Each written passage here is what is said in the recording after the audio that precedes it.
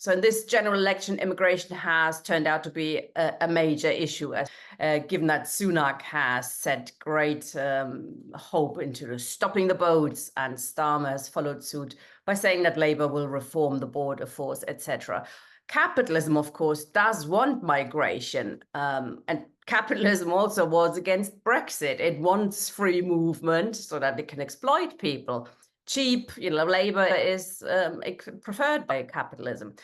We're in a strange, totally irrational situation that some capitalists, rather than capitalism itself, argue against migration and refugees for political purposes. Obviously, it's an easy answer, isn't it? They're to blame for the misery that many working class people find themselves in, poverty.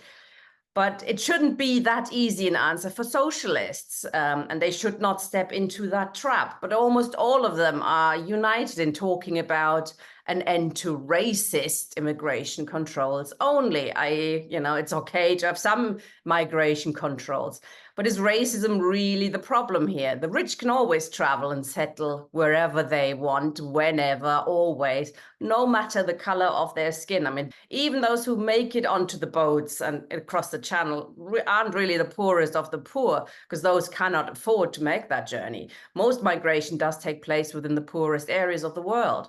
Yes, there's still racism around, but it's not government policy. What do you think about this contradiction, Ian? It's a huge contradiction. He wanted to, on the one hand, exploit cheap labour, but also very long ago in the 1970s, when repatriation of Commonwealth immigrants was actually official Tory party policy. So it's a card that they always play. On the one hand, they want to depress wages, so they're happy to see free movement of labour. But on the other hand, they're playing to a particular audience. And ironically, it's a lot of working class people will see it in terms of defense of scarce jobs and housing. From that point of view, I don't think racism is really at the heart. I think it's a mistake, for example, to accuse UKIP supporters or reform supporters of just being racist. Most people are not racist in the sense of disliking black people or thinking black people are inferior. There's just the question about the competition for scarce jobs and housing.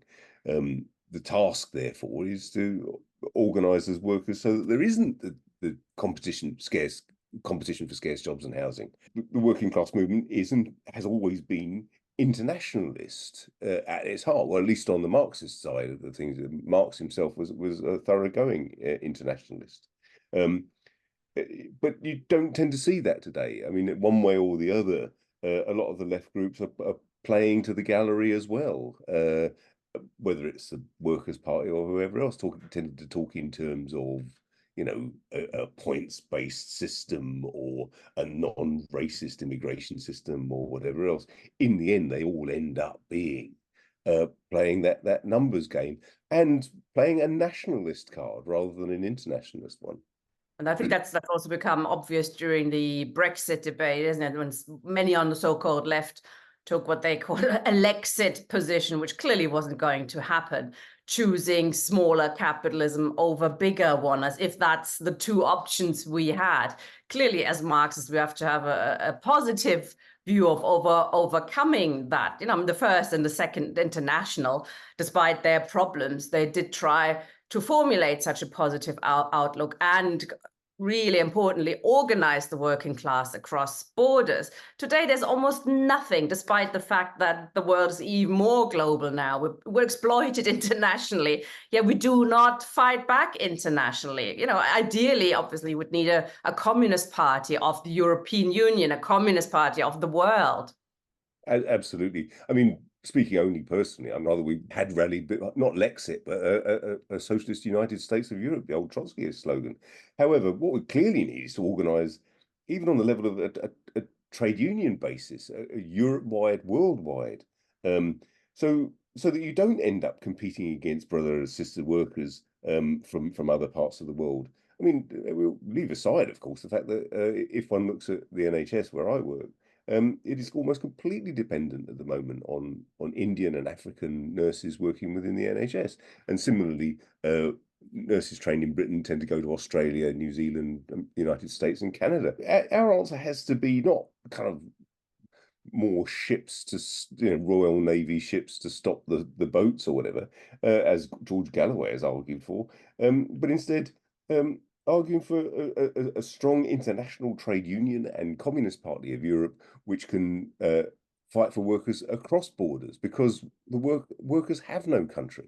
Absolutely. I mean, it's the Workers' Party in particular, but others as well. They do almost act as bean counters for capitalism, how to prop up capitalism. There's good migration, workers that we can exploit or capitalism can exploit. That's good.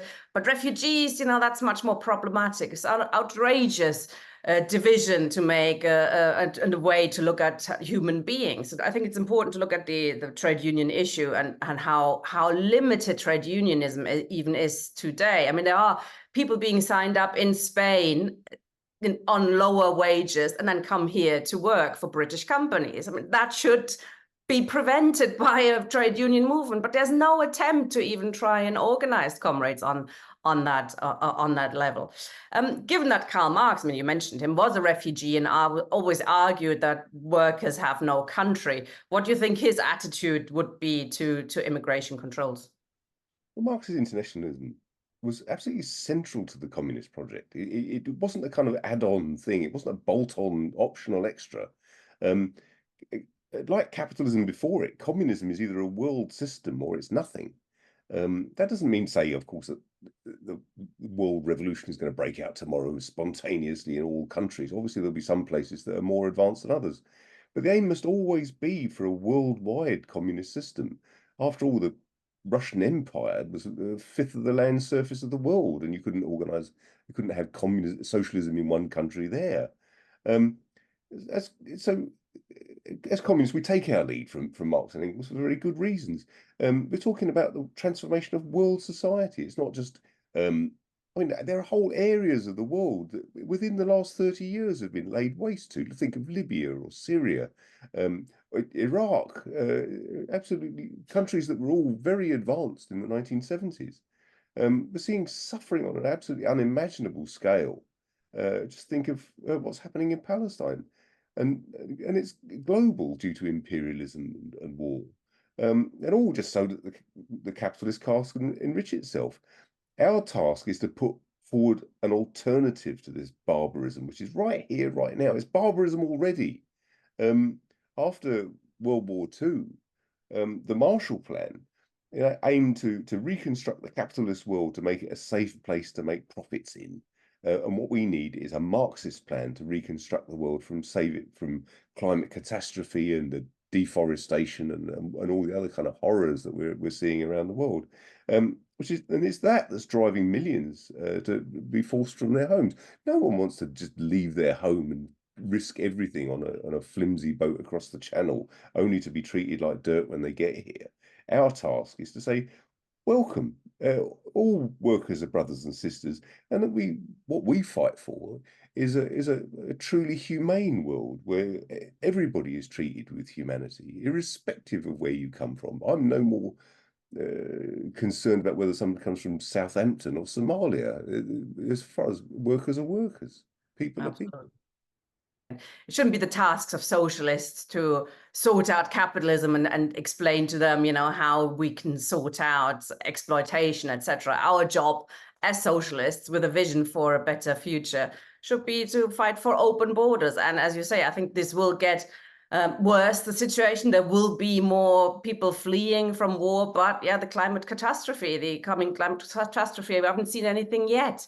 There will be whole areas, whole countries being flooded. And what is our answer? Build higher walls, build more ships, Navy ships to keep refugees out? No, that's not our task. Capitalism has to sort out its own shit. We have to provide positive futures for how humanity could live with each other.